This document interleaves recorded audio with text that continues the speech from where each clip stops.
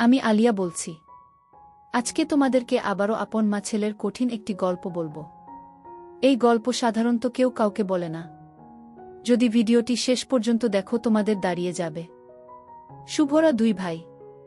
তার ছোট ভাই রাহুল এখন হাতে খড়ি দিচ্ছে, আর সে পড়ে ক্লাস 8-এ। তার মায়ের নাম অর্চনা মিশ্র আর তার বাবার নাম দেবজিৎ মিশ্র। ব্যবসার কাজে তার বাবাকে কলকাতায় থাকতে হয়। সপ্তাহের শেষ 2 দিন বাড়ি আসে। শুভদের বেশ বড় পুরন বাড়ি। এটা তার দাদু অর্থাৎ ঠাকুরদার বানানো। তার দাদু অনাদি মিশ্র গ্রামের নাম করা হোমিওপ্যাথি ডাক্তার ছিলেন। এখন বয়স হয়েছে 78। বয়সের ভারে লাঠি হাতে ওঠা চলা করতে কষ্ট বলে বেশিরভাগ সময় শুয়ে কাটান। তার দিদাগত হয়েছে। অনাদি মিশ্রের বড় মেয়ে অর্থাৎ শুভর রীতা পিসি রাঁচিতে থাকতেন। এখন তিনি মৃত। তার স্বামী ওখানকার চিকিৎসক। রীতা পিসির মৃত্যুর আগে পিসে যোগাযোগ রাখতেন নিয়মিত। এখন বিশেষ প্রয়োজন ছাড়া যোগাযোগ রাখেন না বললেই চলে। শুভর বাবার আরেক ভাই অভিজিৎ মিশ্র নর্থ বেঙ্গলে বিয়ে করে থাকে। সে আবার পুজোর সময় ছাড়া আসে না। কাজেই শুভর বাড়িটা বেশ ফাঁকা ফাঁকা। এই বাড়িতে বিরাট প্রাচীর দিয়ে গাছ-গাছালি আম জামের বাগান আছে। তবে সেসব এখন আগাছায় ভরে গেছে। একটা পুকুরও আছে। এখন ওটা পানা পুকুর। শুভর মা অর্চনাই এই বাড়ির সব সামলায়। ছেলেদের পড়াশোনা, টিউশন, শ্বশুর মশাইয়ের সেবায়ত্ন, এত বড় বাড়ির যাবতীয় কাজকর্ম সে নিজে হাতেই করে। শুভর বাবা দেবজিৎ খুব শান্ত স্বভাবের লোক। ব্যবসা তার রমরমিয়ে চললেও লোকের ক্ষতি করে না, বরং উপকার করে। তার বয়স 44। গায়ের রং ফর্সা, মাথায় পরিষ্কার টাক পড়েছে। চেহারা ভালো। গ্রাজুয়েশন করেই ব্যবসায় লেগে পড়ে সে। তারপর নিজের হাতে ব্যবসাটা দাঁড় করায়। এর জন্য সে তার স্ত্রী অর্চনাকেই কৃতিত্ব দেয়া। স্বামী কর্তব্যপরায়ণা স্ত্রী অর্চনা বাড়ির সমস্ত কাজ কোমর বেঁধে না সামলালে সে হয়তো সফল হতো না। অর্চনা পরিশ্রমী মহিলা। সারাদিন বাড়ির নানা কাজ করেও তার শরীরে স্বাস্থ্য আছে।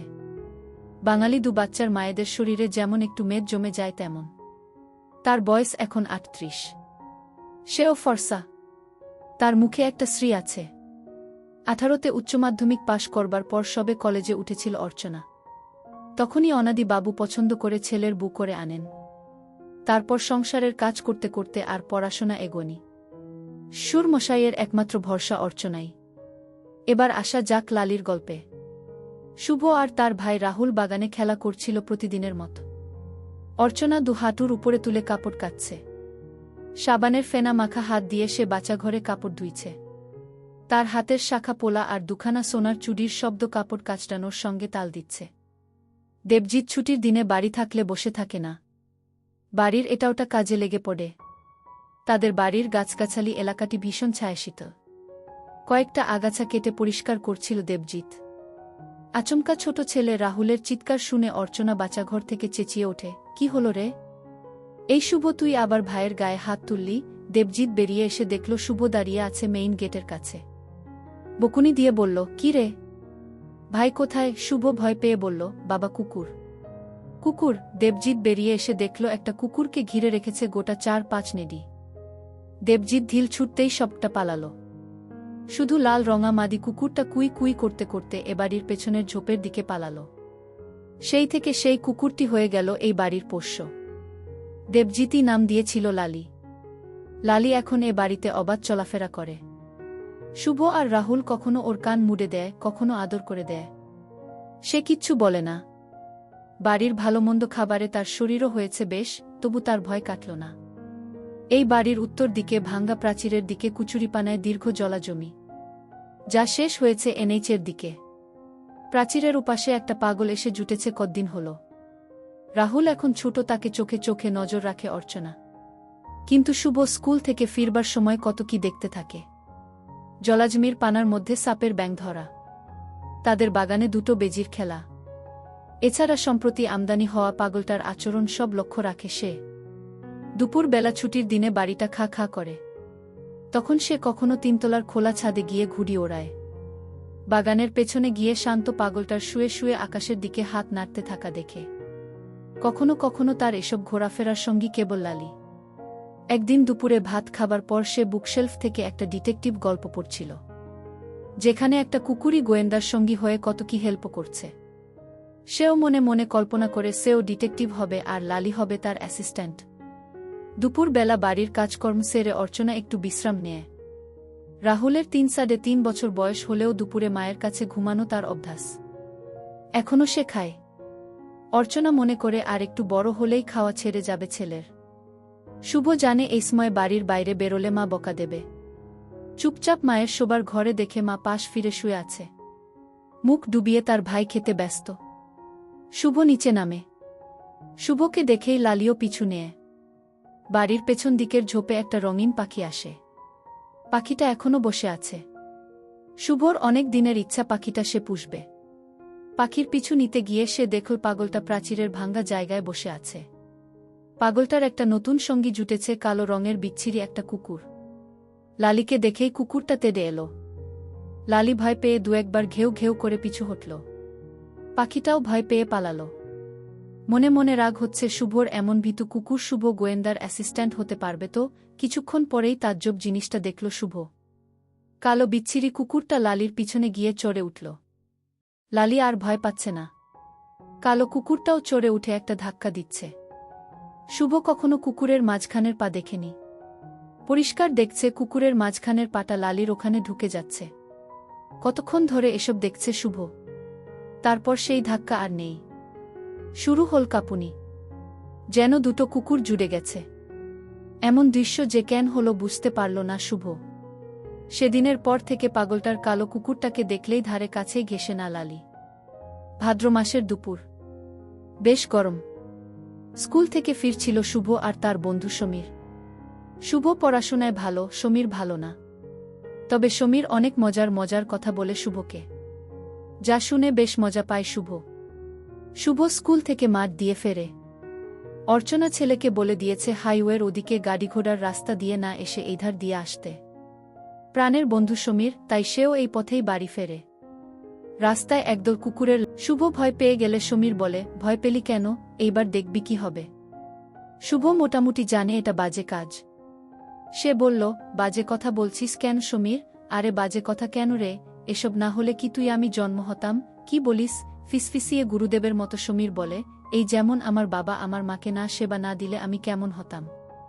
তুই জানিস না কিভাবে বাচ্চা হয়? মানে? অনুসন্ধিৎসায় তাকিয়ে থাকে শুভ। শুভ জানে সমীর পড়ার বাইরে অনেক কিছু খবর রাখে। ওর বাবা আর্মিতে ছিল। দেশবিদেশের কত কি গল্প জানে। তবে কি সত্যি আমি আর ভাই জন্মেছি বাবা মা একসাথে থাকে বলেই? অবাক হয়ে ভাবে শুভ। অনুসন্ধিৎসা চাপতে না পেরে বলল, সমীর আমার বাবা মাও কি তাহলে? সমীর বিজ্ঞের মতো হাসে বলল, দুবার কেন? সবসময় করে। আনন্দ হয়।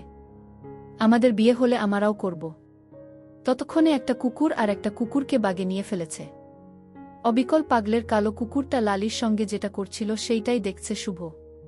সমীর বলল, ওই দেখ শুভ। শুভ অবাক হয়ে ভাবছে, তবে লালিরও বাচ্চা হবে। বাহ, হলে তো ভালো। নতুন কুকুর ছানা হবে। আবার ভাবল, বাবা ও কি মাকে এরকম? সমীর বলল, কি ভাবছিস শুভ? মানুষও কি এরকম? এরকমই, তবে একটু অন্যরকম। ছি, এগুলো বাজে কথা রে সমীর। বলছিস কেন? বাজে হবে কেন? শুন, তবে এসব বড়দের কাজ বলে এগুলোকে লোকে লুকিয়ে লুকিয়ে করে। কিন্তু এগুলো বাজে হবে কেন? আচ্ছা সমীর, তুই কখনো এসব দেখেছিস? সমীর একটু চুপ করে বলল, প্রায় রাতে বাবা মাকে দেখি তো। তবে জানিস শুভ, কাউকে বলিস না। আমার বাড়িতে যে সুবীর কাকা ভাড়া থাকত, বাবা যখন আর্মিতে ছিল তখন কাকা মাকে সেবা দিত। বাবা দূরে থাকলে মা কি করবে, তাই লুকিয়ে লুকিয়ে ওই কাকাই তো মাকে আনন্দ দিত। তবে শুনে রাখ, এসব কাউকে বলবি না। এসব গোপন ব্যাপার। তুই যদি আরও জানতে চাস তোকে বই এনে দিব, কিন্তু কাউকে বলবি না। বেশ কয়েকদিন কেটে গেছে। এর মাঝে শুভ যেন অনেক বড় হয়ে গেছে। সে এক রহস্যময় জগতে প্রবেশ করেছে। লুকিয়ে লুকিয়ে সমীরের দেওয়া বেশ কিছু বই পড়ে জেনে ফেলেছে সেবা কি।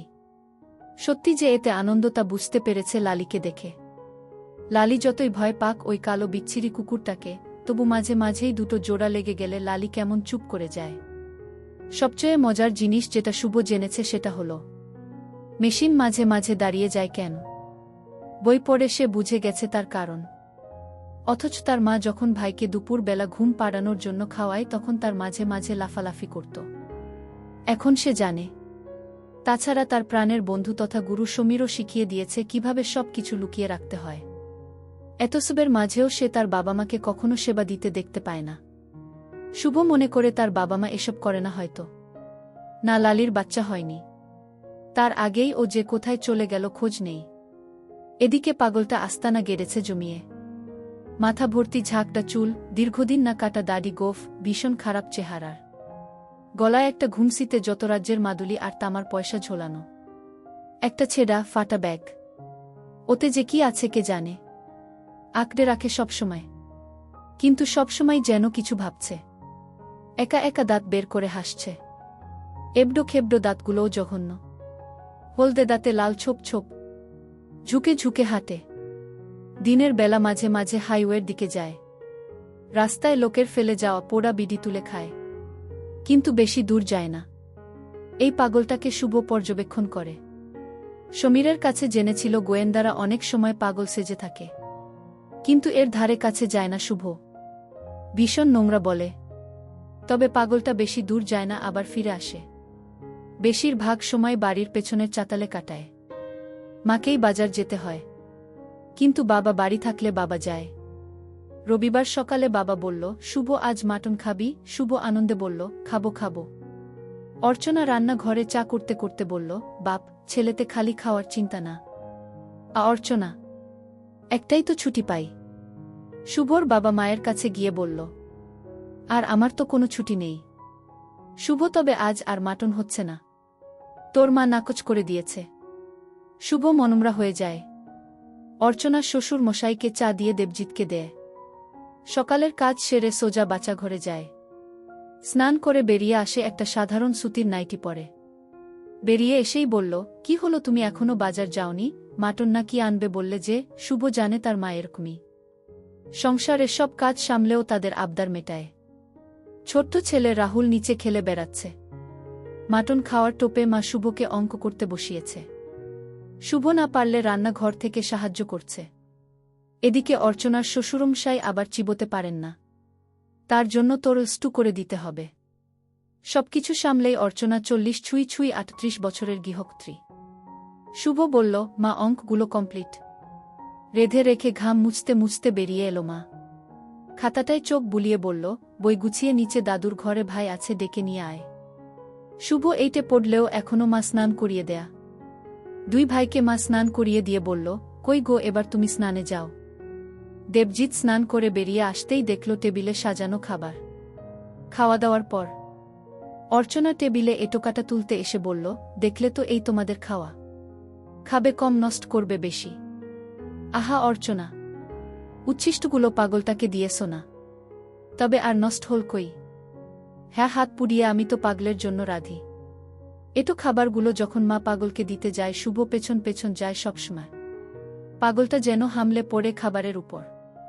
অর্চনা খাবারটা পাগলের কাছে নিয়ে যেতে পাগলটা তার অ্যালুমিনে থালায় নিয়ে নেয়। শুভ বলল, মা দেখো কেমন গোগ্রাসে গিলছে, দেখ দেখি, বেচারা কত কষ্টে আছে। মা, ও কি কখনো ভালো হবে না? ডাক্তার দেখালে হতে পারত। মা, আমরা ডাক্তার দেখাতে পারি না? বলেই শুভ চাতালের দিকে সরে গেছিল। অর্চনা বাধা দিয়ে বলে উঠল, শুভ, যাস না। অর্চনা প্রতিদিন পাগলটাকে তার ভীষণ দয়া হয়। এটোকাটা সব চিবিয়ে খায়। শুধু তাই নয়, তার কুকুরটাকে ভাগ দেয়। অর্চনার ইচ্ছে করে না এটো কাটা দিক পাগলটাকে। একটা মানুষ তাদের এটো খাবে কেমন যেন লাগে, তাই অনেক সময় ভালো খাবারও খেতে দেয়। দেবজিৎ জানে অর্চনা ভীষণ দয়ালু, তাই স্ত্রীকে বলে, অর্চনা, মানুষের কত যন্ত্রণা, সব কি দূর করতে পারবে? পাগলটাকে নিয়ে একটা কাণ্ড ঘটল সেদিন। রাস্তা দিয়ে দুটো অল্প বয়সী ছেলে যাচ্ছিল। পাগলটা রাস্তার পাশে ঝুঁকে ঝুঁকে হাঁটছে আর কি কুড়াচ্ছে। ছাদে দাঁড়িয়ে দেখছিল শুভ। আচমকা ছেলে দুটোর মধ্যে একজন ঢিল ছুড়ল ওর দিকে। তারপরেই পাগলটা তেড়ে যেতেই ওরা দুজনে দৌড়ে পালালো। পাগলটা আবার নিজের রাস্তায় চলতেই একজন এগিয়ে এসে প্যান্টায় টান মেরে নামিয়ে দিতেই ঝুঁকে ঝুঁকে হাঁটা পাগলটা আবার তেড়ে গেল। দুটো ছেলে এতে মজা পাচ্ছে। তারা ততক্ষণ ধরে পাগলটাকে বিরক্ত করে যাচ্ছে। পাগলটা এবার ভয় পেয়ে পালাচ্ছে এনএইচের দিকে। তার পায়ে বোধ হয় কোনো সমস্যা আছে। পা বেঁকিয়ে বেঁকিয়ে ছুটছে। ওরাও ঢিল ছুটছে আর হাসছে। শুভর খুব রাগ হচ্ছিল, কিন্তু সে কিছু বলতে পারছিল না। সেদিন শুভর মনটা খারাপ হয়ে পড়েছিল। পরদিন থেকে আর পাগলটাকে দেখা যায়নি। বাবা আজ থেকেই কলকাতা সকালে বেরিয়ে যাবে। রাতে মা খাবার দিতে গিয়ে দেখল পাগলটা নেই। এসে বাবাকে বলল, জানো ওই পাগলটা নেই।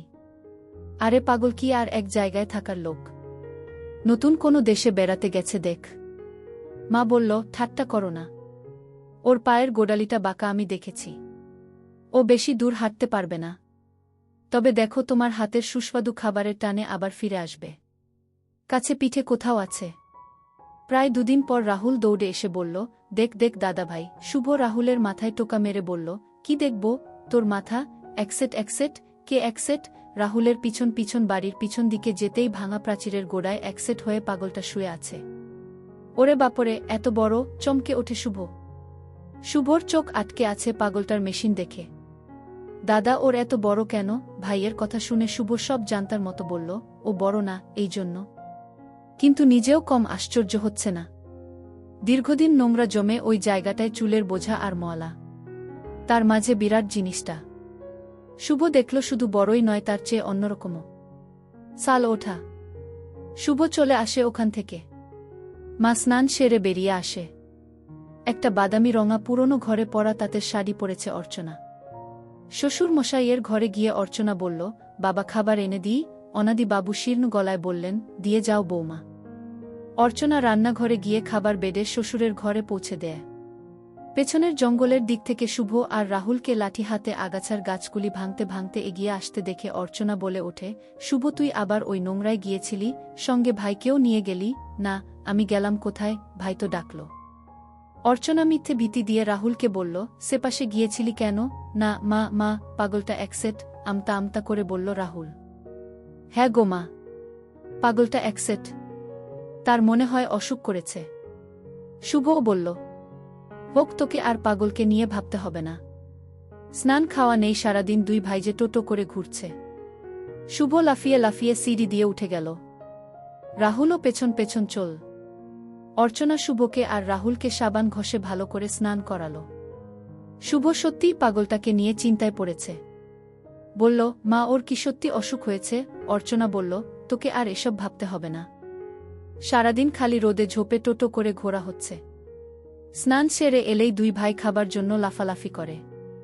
শুভ এসে বলল, মা খিদে পেয়েছে। দুপুরে খাওয়ার সেরে ভাত ঘুম দিতে চলে এলো শুভ আর রাহুল। অর্চনা হাত মুখ ধুয়ে বাসন কোচন ধুয়ে ফিরল নিজের ঘরে। ওপাশ থেকেই গলা চড়ালো, তোদের দুভাইয়ের ঘুম নেই না রে?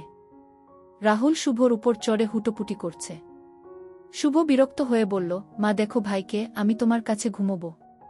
অর্চনা ধমকের সাথে বলল, রাহুল। দুজনেই মায়ের কাছে গিয়ে শুয়ে পড়ল। মায়ের স্নান করা স্নিগ্ধ ঠান্ডা জড়িয়ে দুজনেই শুয়ে পড়ল। ছোট্ট রাহুল ইতিমধ্যেই খাওয়া শুরু করে দিয়েছে। শুভ দেখছে মায়ের সম্পদ। শুভ মনে মনে ভাবে একদিন সেও মায়ের এখান থেকে খেয়েছে। তার অবশ্য মনে নেই। রাতে খাবারের পর মা পেছনের দরজা দিয়ে পাগলটাকে খাবার দিয়ে আসে। বাসি ভাত, বাসি রুটি, মুড়ি, অনেক কিছুই দেয়। অর্চনা খাবার দিতে গিয়ে দেখল এই গরমের সময়ে ছেঁড়া কাঁথা মুড়ে মুখ থেকে শুয়ে আছে পাগলটা। বেঁচে আছে কি মরে গেছে সত্যিই বোঝা মুশকিল। অর্চনার ভয় হল। আস্তে করে কাঁথাটা টানতেই দেখল একসেট হয়ে শুয়ে আছে পাগলটা। তার গা ঠকঠক করে কাঁপছে। অর্চনা প্রথমবার ভালো করে দেখল পাগলটাকে চুল, দাড়ি আর ময়লা গায়ে বয়সটা ঢাকা পড়ে গেছে। আসলে বয়সটা 23-24-এর বেশি নয়। চেহারাটা পেটানো। পায়ের গোড়ালির কাছে যে বাঁকা সেটা আগেও দেখেছে সে। এজন্যই হাঁটতে গেলে সামান্য খুঁড়িয়ে খুঁড়িয়ে হাঁটে। শুভ শুনতে পাচ্ছে মা বাবার সাথে ফোনে কথা বলছে। আরে ওই পেছনের পাগলটা। মনে হয় বেশ জ্বর গো, অর্চনা বলল। দেবজিৎও চিন্তায় পড়ল। কোথাকার কে পাগল ঠিক নেই, কিন্তু চোখের সামনে একটা জলজান্ত লোককে মরতে দেওয়া তো যায় না। তাছাড়া দেবজিতের বাড়ির পাশেই মরলে কত কথা হবে। শান্ত স্বভাবের নির্ঝঞ্ঝাট মানুষ দেবজিৎ। সে বলল, কি করা যায় বলো তো? আচ্ছা, জ্বরের ওষুধ কি ওকে দেব? অর্চনাই সাংসারিক যে কোনো সমস্যায় পথ বাতলে দেয় দেবজিৎ সেটা জানে।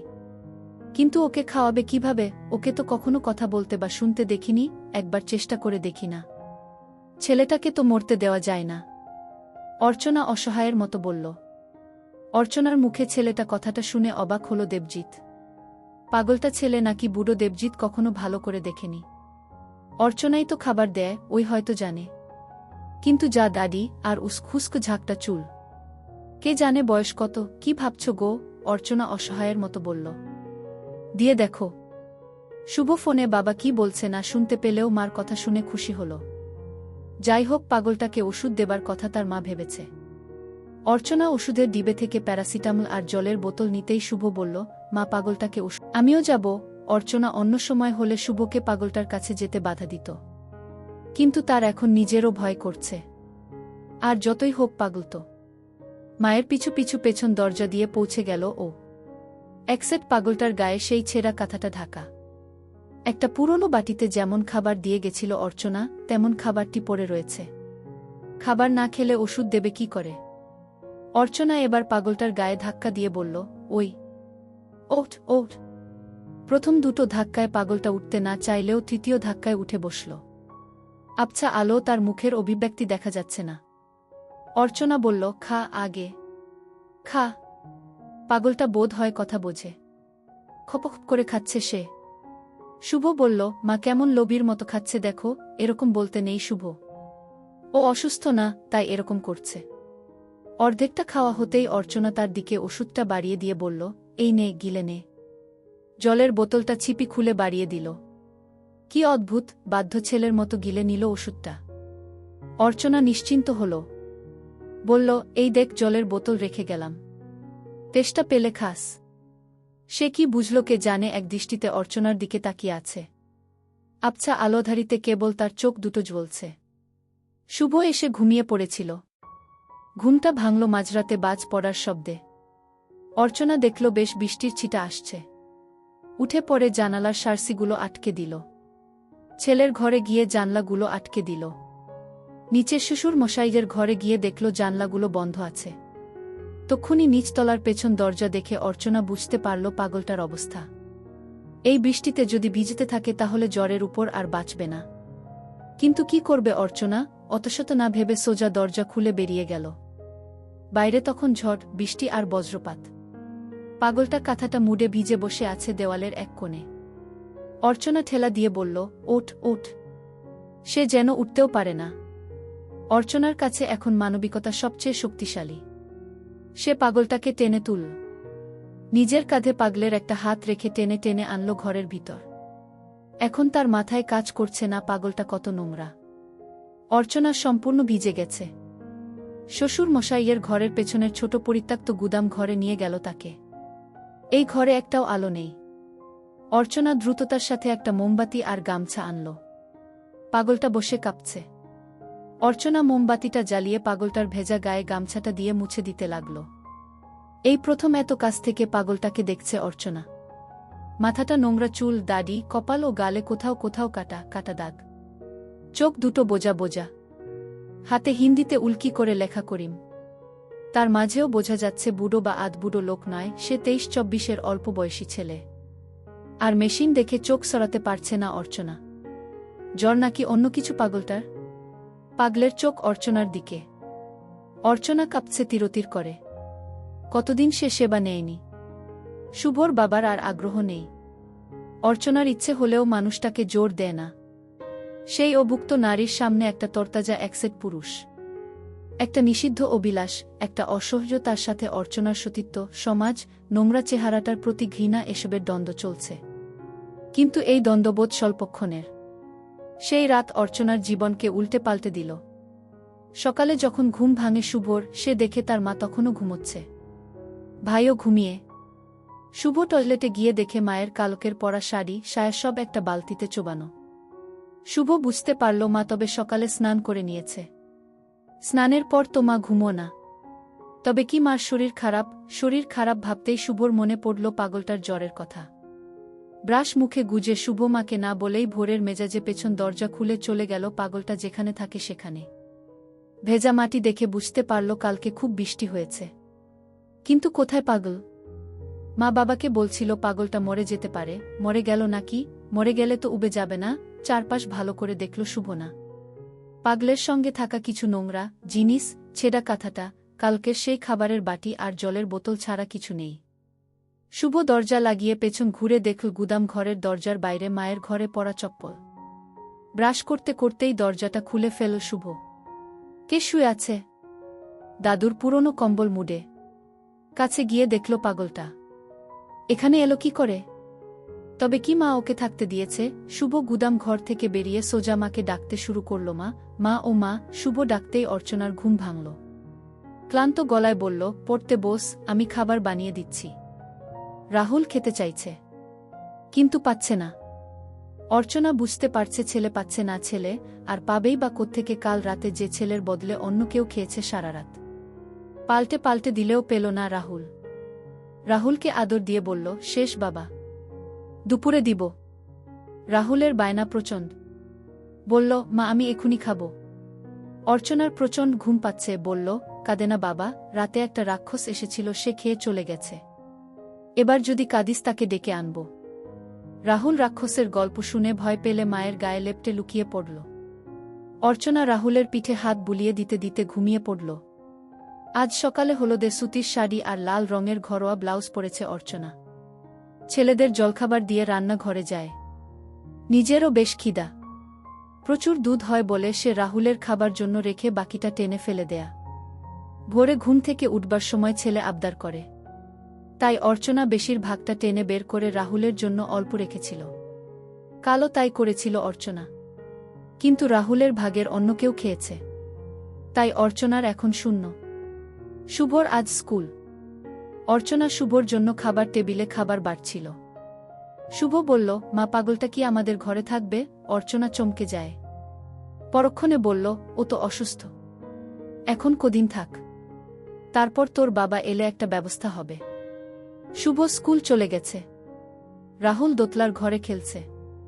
অর্চনা সকাল থেকে একবারও পাগলটাকে তার কেমন যেন ভয় ও লজ্জা দুটোই করছে। কাল রাতে যা হলো তা ভাবতেই শিহরিত হয়ে উঠল অর্চনা। কতদিন পর এমন শরীরের সুখ পেল। মনে মনে ভাবল, কেন এমন হলো?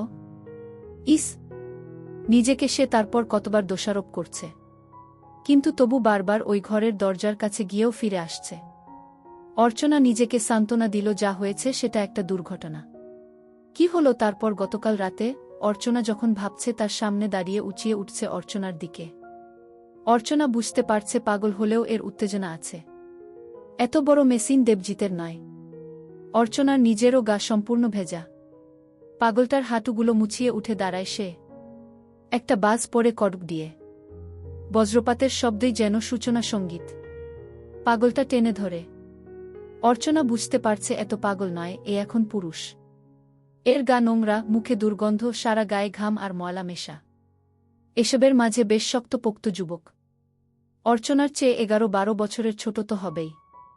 অর্চনার এখন 38 আর পাগলটির বয়স 23-24-এর বেশি নয় বলে মনে হয়। অর্চনা কিছু বোঝার আগেই পাগলটি বোধ হয় সব বুঝে গেছিল। অর্চনারকে হামি দেয়।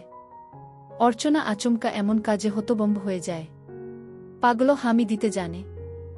অর্চনা টের পাচ্ছে পাগলের মুখের দুর্গন্ধ, কিন্তু এমন সময় সেসব কিছু বাধা নয়।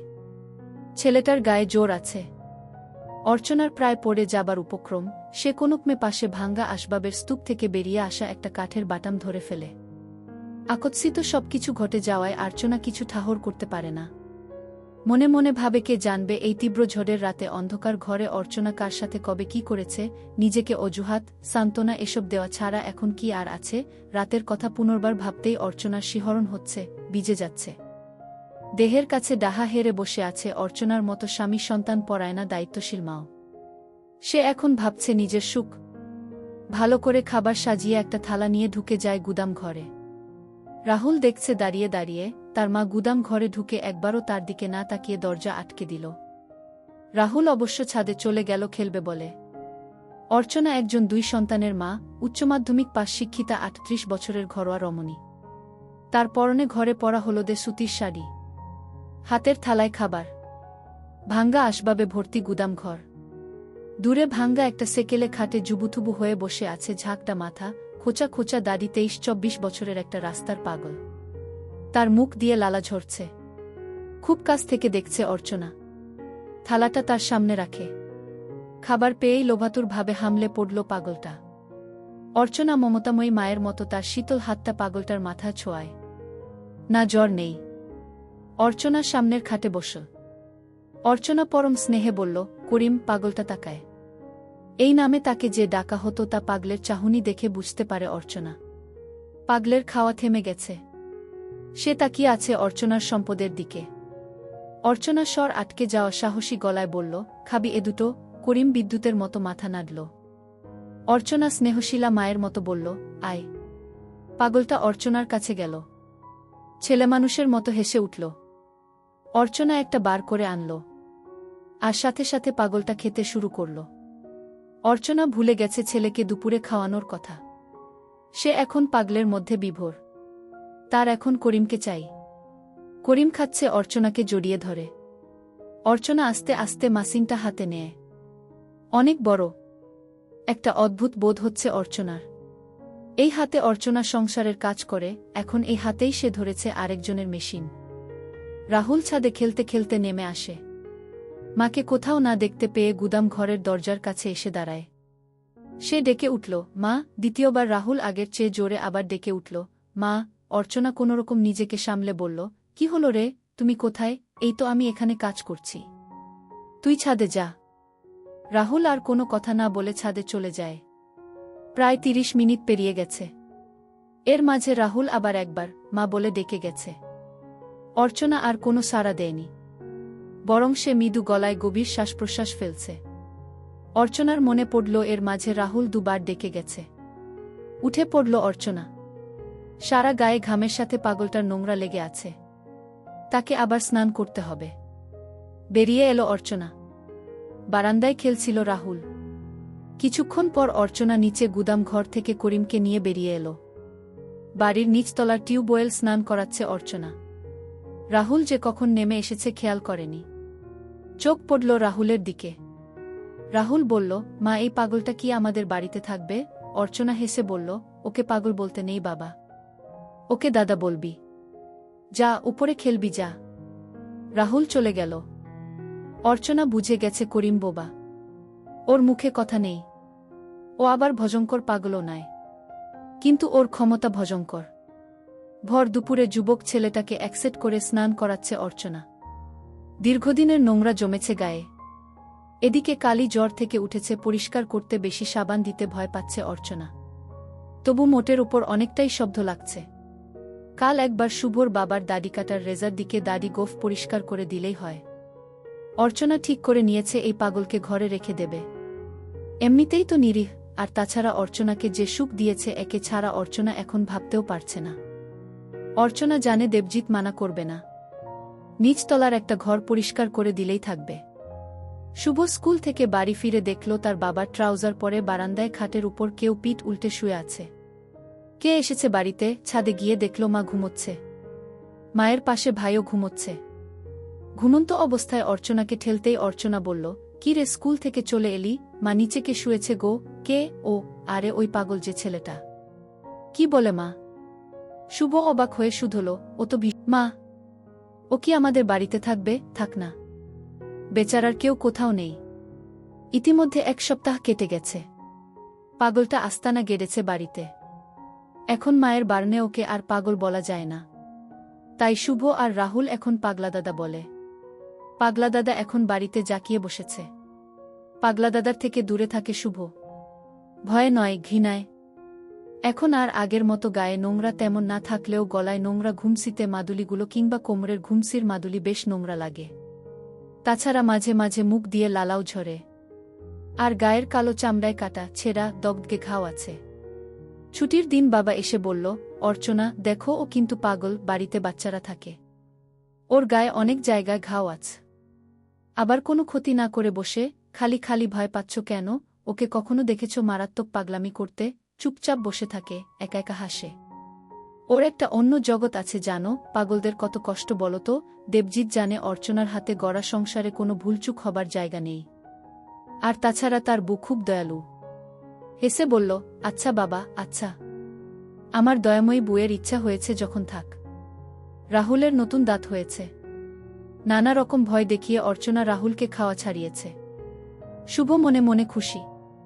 যখন ভাই খেত তখন ঈর্ষা হতো তার। মা খালি ভাইকে আদর করে। অর্চনা শুভকে কাছে ডেকে আদর করলে ভুলে যেত। আসলে শুভ বড়, তাই বকুনি তাকেই খেতে হয় মাঝে মধ্যে। তবুও মা তাকে ভালোবাসে। শুভ নিজেও ছোট ভাইকে ভালোবাসে। কিন্তু রাহুল জন্মাবার পর মায়ের আদর দুভাগ হওয়ায় ঈর্ষান্বিত হয়ে ওঠে শুভ। প্রায় দিন 10 পর সুব্রত কাকুদের বাড়িতে নেমন্তন্ন ছিল। বাবা বাড়িতে নেই। পাশের গ্রামেই সুব্রত কাকুদের বাড়ি। সুব্রত কাকু শুভদের দূর সম্পর্কের আত্মীয় হন। তাই মা তাদের নিয়ে গেল। অর্চনা বিয়ে বাড়ি বলেই আজ গয়নাগুলো পরেছে। গলায় একটা লম্বা সোনার হার আর নেকলেস পরেছে। কানে দুল, হাতের গহনাগুলোও পরেছে। যাবার আগে মা রেঁধে রাখে। দাদুকে খাবার দিয়ে মা পাগলা দাদার ঘরে খাবার দিয়ে আসে। বিয়েবাড়ি থেকে শুভরা যখন ফিরে এলে তখন রাত 10টা। শুভর খুব ঘুম পাচ্ছিল। রাহুল আর সে ঘুমিয়ে পড়ল। অর্চনা আয়নার সামনে এক এক করে গয়নাগুলো খুলে ফেললেও বড় হারটা খুলল না। মনে মনে ভাবল থাক না গলায়। দেখে নিল ছেলেরা ঘুমিয়েছে কিনা। শাড়িটা বদলে ঘরে পরা সুতির কালো ম্যাক্সিটা পরে নিল। করিমের কাছে যাওয়ার জন্য ম্যাক্সি পরাটাই সুবিধের। একটানে নামিয়ে ফেলা যায়। গুদাম ঘরের পাশে করিমের থাকবার জন্য ছোট ঘর হয়েছে। একটা ল্যাম্বিস খাট আর সিলিং পাখা দেওয়া হয়েছে। তাও অর্চনার গরম লাগে বলে ওখানে অর্চনা একটা টেবিল ফ্যানও রেখেছে। এখন 11টা, অনেক নির্ঝঞ্ঝাট। অর্চনা প্রায় 12টা নাগাদই যায় করিমের কাছে। ভোর হবার আগে আবার ফিরে আসে। শুভর বাবা বাড়ি থাকলে এড়িয়ে যায়। তবে এই ভালো যে করিমের তেমন জোরাজুরি নেই। দেবজিৎ থাকাকালীন কখনো করিম জোরাজুরি করলে অর্চনা নতুন পথ নিয়েছে। খেয়ে দেওয়া। প্রথম ঘৃণা লাগলেও কেন জানে না অর্চনার এখন ঘেন্নাটেন্না চলে গেছে। আজ একটু বেশিই শরীরটা চাইছে। অর্চনা তাই একটু আগেই পৌঁছায়। দরজা ভেজিয়ে বিছানার কাছে গিয়ে ডাকল, করিম। করিম করিম উঠে বসে। টেনে ধরে অর্চনাকে। শুভর ঘুম ভাঙল আচমকা। তার জল তেষ্টা পেয়েছে। সে উঠে বসল। হালকা আলো ড্রয়িং রুমে বেরিয়ে এসে দেখল পাশের ঘরে মা নেই। মা হয়তো বাচ্চা ঘরে গেছে। জল খেয়ে ডাক দিল, মা মা। অর্চনা শুনতে পায়নি। শুভ দাদুর ঘরের খোলা দরজায় ঢুকে দেখল দাদু নাক ডাকিয়ে ঘুমোচ্ছে। পাগলা দাদার ঘরের কাছে গিয়েই চমকে গেল। মায়ের হাতের চুড়ির শব্দ শুভর অনুসন্ধিৎসা উত্তেজনায় মিশে গেল। সে বুঝতে পারল দরজা ভেতর থেকে বন্ধ। জানলা লাগানো। পুরনো জানলার ফুটো চোখ রেখেও লাভ হল না। রাতের আধারে নাইট বাল্বের আলো কিছু বোঝা যাচ্ছে না। ফুটো চোখ রাখল আবার। শুভর চোখে পড়ল পেছনের জানলাটা খোলা। ওধারে যেতে হলে পেছন দরজা দিয়ে বাইরে যেতে হবে। শুভ আর দেরি করল না। পেছন দরজা খুলে সোজা বাইরে আগাছার দিকে চলে এলো। আগাছার মধ্যে ছড়ছড় করে কিছু একটা চলে গেল। শুভ ভয় পেলেও আবার সাহস নিয়ে পেছনে গেল। জানলাটা একেবারে বিছানা লাগোয়া। শুভ চমকে উঠল ভিতরের দৃশ্য দেখে। সকালে শুভ মায়ের দিকে তাকাতে পারছিল না। অথচ তার মাকে দেখে স্বাভাবিকই লাগছিল। মাঝে মাঝে অর্চনা শুভকে হোমওয়ার্কে হেল্প করছে। শুভ মাকে দেখলেই আগের রাতের একসেট মায়ের কথা মনে পড়ে। পাগলা দাদা আর মায়ের ছবি সামনে এসে যায়। সেই ভোরে করিমকে খাইজে ফিরে আসে অর্চনা। তারপর সারা সকাল শুভ থাকতে থাকতে সুযোগ নেই। শুভ স্কুল গেলেই বাড়ি ফাঁকা। বুড়ো শ্বশুর মশাই বিছানা ছেড়ে উঠতে পারেন না। ছোট ছেলে রাহুল এখনো কিছুই বোঝে না। তখন দুপুরটা করিমের কাছে কাটায় অর্চনা। শুভ পড়ায় মন বসাতে পারছে না। আজ দীপঙ্কর বাবুর ভৌতবিজ্ঞান ক্লাস আছে। রাতে পড়া হয়নি। সকালে মায়ের কাছে অঙ্কটা করে নিলেও ভৌতবিজ্ঞান দীপঙ্কর বাবু খুব মারধর করেন। তাছাড়া শুভ ভালো ছাত্র, পড়া না পারলে প্রেস্টিজও তার একটা বিষয়। মা ব্যাগে টিফিন বক্স রেডি করে দিল। শুভ ভাত খেয়ে স্কুল রওনা দিল। যাবার সময় মাঠের কাছে যেতে দুষ্টু বুদ্ধি এলো, আজ যদি স্কুল না যাই, বাড়ি গেলেই মা বকবে। যদি লুকিয়ে পড়ি, মা আর পাগলা দাদা আর কি করে দেখব। শুভদের বিরাট বাড়ি আর তার ক্যাম্পাসে যে কেউ লুকিয়ে থাকতে পারে। শুধু তার চিন্তা ছোট ভাইকে নিয়ে। রাহুলের চোখে পড়া যাবে না। শুভ বাড়ির দিকে ফেরত এলো। গেটের কাছে এসেই ফুটবলটা না খেয়াল করায় হোঁচট খেলছে। কোনোরকমে শুভ ঢুকে পড়ল খপ করে। অর্চনা ছাদ থেকে বলল, রাহুল দেখ দেখি কে এলো। শুভ স্টান বাড়ির পেছন দিকে ঝোপের আড়ালে চলে গেল। রাহুল এসে একবার দেখে নিয়ে ফুটবলটা নিয়ে খেলতে শুরু করে দিল। শুভ সুযোগ বুঝে পেছন দরজা দিয়ে ঢুকল। পায়ের মোজা জুতো খুলে গুদাম ঘরে ঢুকে পড়ল সে। ব্যাগটা খুলে রাখল। বেশ গরম হলেও সে ভাঙ্গা খাটটাতে শুয়ে বিশ্রাম নিতে থাকল। তক্ষুনি পাগলা দাদার ঘরে মাকে যেতে দেখল। শুভ যখন যাবে কি যাবে না ভাবছে তক্ষুনি অর্চনা বেরিয়ে এলো। পেছন ঝুঁকে ঝুঁকে লালা ঝরাতে ঝরাতে করিমও বেরিয়ে এলো। দুজনেই সিঁড়ি দিয়ে ছাদে চলে গেল। তবে কি মা ওকে দুপুরে ছাদে নিয়ে যায়? শুভ ছাদে গিয়ে দেখল পাগলা দাদা ড্রয়িং রুমে দাঁড়িয়ে আছে আর মা রান্নাঘরে। শুভ জানে একবার আলমারির পেছনে লুকোতে পারলেই সব কিছু দেখতে পাবে। তড়িঘড়ি আলমারির পেছনে চলে গেল। পায়ের শব্দ অর্চনার কানে যেতে বলল, কে রে রাহুল? শুভ দেখে একসেট করিমের মাথায় গায়ে তেল মাখাচ্ছে। শুভ বুঝে গেছে মা পাগলা দাদাকে স্নান করাবে। অর্চনা ঘরের ভেতর থেকে নিজের শাড়ি নিয়ে আসে। শুভ অবাক হয়ে যায়, তবে কি মা আর পাগলা দাদা একসাথে স্নান করবে? সে ভাবছে যে করে হোক আলমারির উপরে উঠতে হবে। তবেই ঘুলঘুলি দিয়ে বাচ্চাঘরের দৃশ্য সে দেখতে পাবে। বাচ্চাঘরে ঢোকার আগে অর্চনা সিডির কাছে গিয়ে ডাক দিয়ে বলল, রাহুল নিচে খেলা করবি, কোথাও যাবি না। আমি স্নান করতে গেলাম। দোতলায় উঠবার সিডির মুখে দরজাটা বন্ধ করে দিল অর্চনা। এই দরজা কখনো বন্ধ করা হয় না। তার মানে বাচ্চাঘরে মা আর পাগলা দাদার কিছু একটা হবে। আয় বলে বাচ্চাঘরে করিমকে নিয়ে অর্চনা ঢুকে গেল। দরজা লেগে গেল। শুভ তড়াক করে আলমারির পেছন থেকে বেরিয়ে এলো। নিচে গুদাম ঘরে লোহার সিঁড়ি রাখা আছে। সেটা এখন আনা সম্ভব নয়। উপায় এখন তাকে আলমারির উপর উঠতে হবে। ড্রয়িং রুমের টেবিলে অনেক জিনিসপত্র আছে। খোপাখোপ জিনিসগুলো সরিয়ে একটা চেয়ার এনে রাখল। একটু শব্দ হলো তাতে। শুভ ভয় পেল। কিন্তু না, কিছুই হলো না। একটু এদিক ওদিক হলে হাত পা ভাঙবে। তাই খুব সাবধানে উঠে পড়ল আলমারির উপরে। মরেছে। বাচ্চাঘরের দরজা খোলার শব্দ। অর্চনা বেরিয়ে এলো। অর্চনা খেয়াল করল না আলমারির দিকটা। গামছা নিয়ে চলে গেল। শুভ স্বস্তির নিঃশ্বাস ফেল। ঘুলঘুলিতে চোখ রাখল সে। আর ভিতরের দৃশ্য দেখে তার কেমন যেন ঘেন্না হতে লাগল। তার মাকেও তার ঘেন্না হতে লাগল।